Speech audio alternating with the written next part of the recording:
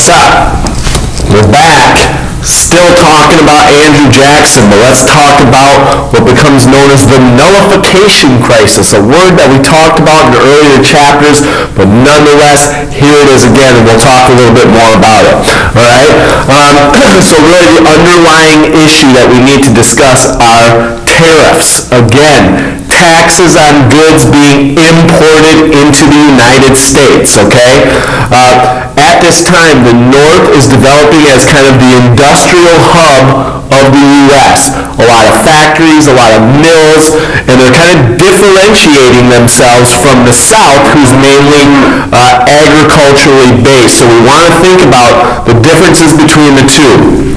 Tariffs were going to be really good for American businesses. So people in the North, they're stoked about it, okay? But people in the South, they're going, tariffs?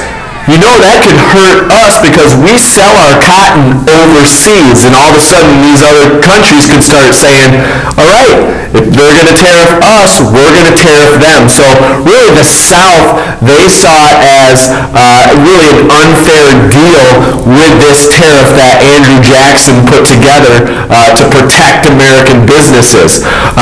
Andrew Jackson's vice president, a name that we'll keep on talking about and will come up throughout American history, is a guy named John C. Calhoun. Again, Andrew Jackson's vice president, okay?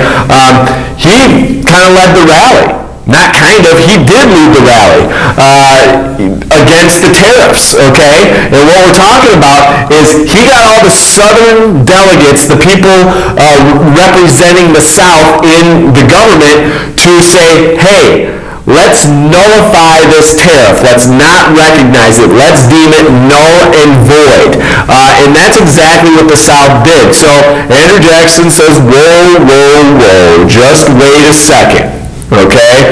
How about this? How about I lower the tariff just a little bit? Can we all get along? South, still not happy, okay?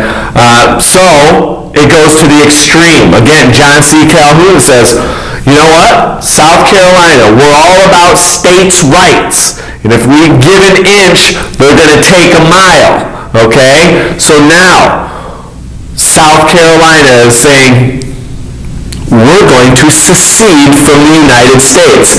There's a new word, secede, which means to leave the United States. They wanted to leave the U.S. and essentially start their own country known as South Carolina. Andrew Jackson, knowing what we know about him, he's been in a couple of duels and lived, so what is he going to do about this? This is what he does.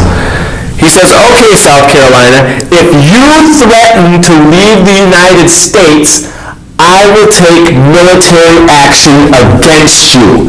Do you understand what that means? Do you get it? I'll send the army down there, then you'll really have a problem. Okay? So now, Andrew Jackson, because he threatens military action against this idea of secession, again, South Carolina trying to leave the United States and do their own thing. Andrew Jackson was not okay with that.